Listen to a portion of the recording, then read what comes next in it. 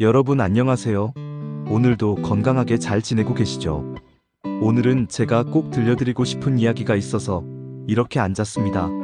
우리가 살아오면서 수많은 사람을 만나고 또 관계를 맺습니다. 그런데 사람 때문에 상처도 많이 받아보셨을 거예요. 처음엔 다정하고 좋은 사람 같았는데 나중에는 전혀 다른 모습을 보여서 마음이 무너진 적 다들 한두 번은 있으실 겁니다. 젊었을 때는 그럴 수도 있지 하고 넘어갈 여유가 있었지만 이제는 다릅니다. 잘못된 인연 때문에 마음고생하는 게 너무 아깝고 또 건강에도 안 좋으니까요. 그래서 오늘은 사람을 만났을 때 그 사람이 어떤 사람인지 조금 더 빨리 알아차릴 수 있는 방법을 말씀드리려고 합니다. 바로 손과 또 하나, 표정을 동시에 보라는 겁니다. 말은 누구나 꾸밀 수 있습니다. 우리도 젊을 때 회사나 모임에서 싫어도 웃으면서 예의상 좋은 말 하곤 했잖아요. 그런데 손과 표정은 무의식적으로 드러나서 손끝 하나, 표정 하나에 속마음이 다 담겨 있어요.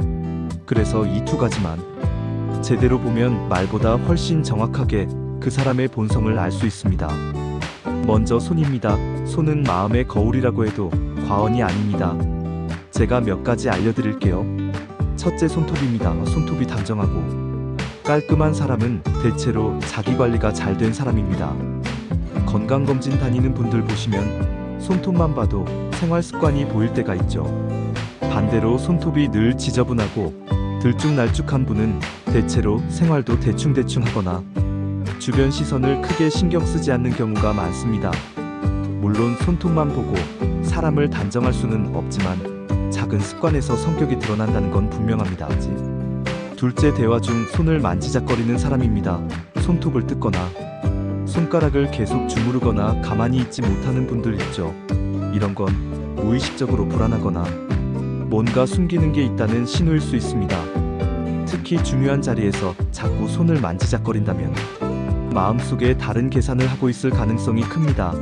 겉으로는 웃고 있어도 속은 전혀 다를 수 있다는 거죠. 셋째, 팔짱입니다. 우리도 버스 기다릴 때나 추울 때 무심코 팔짱 끼잖아요. 하지만 중요한 대화 자리에서 팔짱을 낀다면 그건 무의식적으로 마음을 닫고 있다는 뜻입니다. 난 당신에게 마음을 열 생각 없어 하는 표시인 거죠. 이런 분들과는 가까워지기가 쉽지 않습니다. 넷째, 손짓입니다. 말할 때 손을 너무 요란하게 흔드는 분들이 있습니다.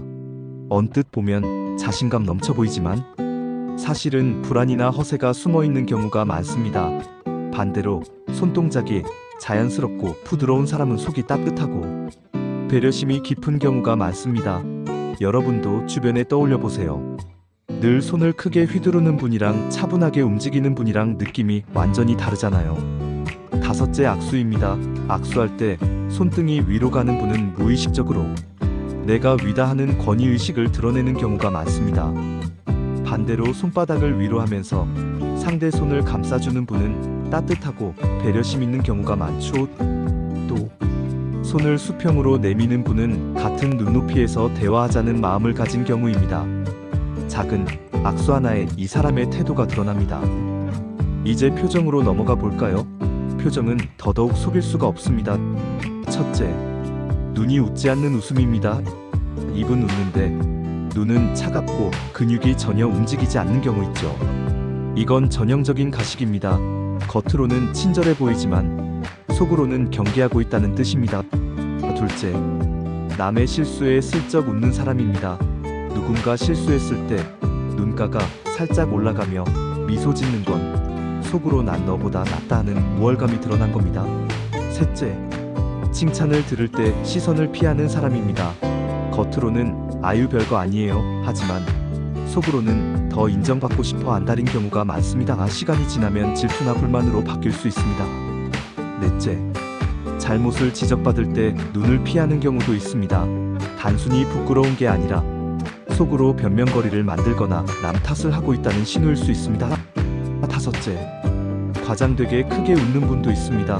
별것 아닌데 과하게 웃고 시도 때도 없이 폭소하는 건 허세나 불안이 숨어 있다는 신호입니다. 이렇게 손과 표정을 각각 살펴봤습니다.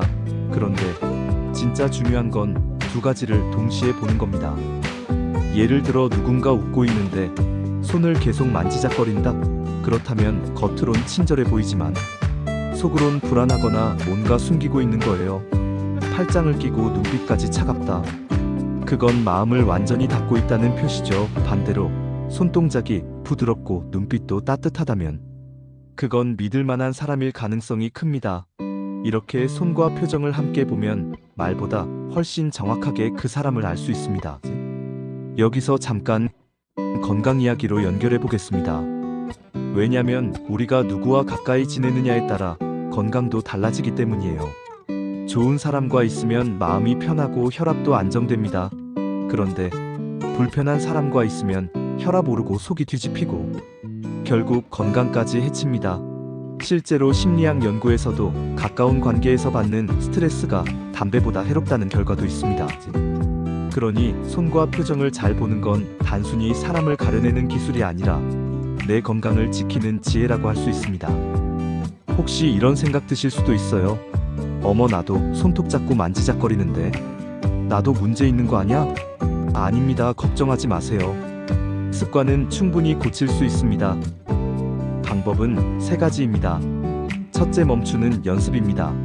손톱을 물어뜯으려는 순간 딱 3초만 멈춰보세요. 둘째, 반대 행동을 정하는 겁니다. 팔짱을 자주 낀다면 일부러 손을 무릎 위에 올려놓기, 빠른 걸음 대신 일부러 천천히 걷기, 이렇게 반대 행동을 정해두고 반복하는 겁니다. 셋째, 기록하기입니다. 오늘 몇 번 멈췄는지, 몇 번 반대 행동을 했는지 간단히 적어두세요. 이렇게 3가지만 꾸준히 해도 습관이 바뀝니다. 나이가 들어도 충분히 가능합니다. 제가 실제로 아는 어르신 중 한 분은 늘 대화할 때 남 얘기를 끊고 본인 얘기만 하시던 분이 있었어요. 그런데 본인이 그걸 의식하고 일부러 그럼요, 계속 말씀해보세요 하고 습관을 바꾸려 하니까 몇 달 만에 정말 대화가 달라졌습니다. 주위에서도 요즘은 얘기하기 편하다고 하시더라고요. 이렇게 의식하고 바꾸면 충분히 가능합니다. 결국 좋은 사람을 만나고 싶다면 내가 먼저 좋은 사람이 되는 게 가장 중요합니다. 내 손이 따뜻하고 내 표정이 진심으로 따뜻하다면 상대도 그 기운을 그대로 느낍니다. 좋은 인연은 억지로 잡으려 한다고 오는 게 아니라 내가 어떤 모습이냐에 따라 자연스럽게 오게 되어 있습니다. 오늘 말씀드린 내용을 정리해 드리겠습니다. 사람을 만날 때 손과 표정을 함께 보세요. 손톱, 손짓, 팔짱악수 같은 손동작에서 그 사람의 태도가 드러나고 눈빛, 미세한 표정, 웃음에서 그 사람의 속마음이 드러납니다. 이 2가지를 함께 보면 말보다 훨씬 정확하게 사람을 읽을 수 있습니다. 그리고 무엇보다 중요한 건 좋은 사람을 만나고 싶다면 내가 먼저 따뜻한 손과 따뜻한 표정을 가진 사람이 되는 겁니다. 그래야 좋은 인연이 오래 남습니다. 여러분, 오늘 이야기 도움이 되셨나요? 오늘 내용이 마음에 드셨다면 가까운 분들께도 꼭 전해주시고 구독과 좋아요도 눌러주시면 제가 더 좋은 이야기 준비하는데 큰 힘이 됩니다. 우리 나이에 가장 큰 재산은 결국 사람 아닐까요? 좋은 사람과 오래오래 건강하게 함께 하시길 바랍니다. 오늘도 행복한 하루 되시길 바랍니다. 감사합니다.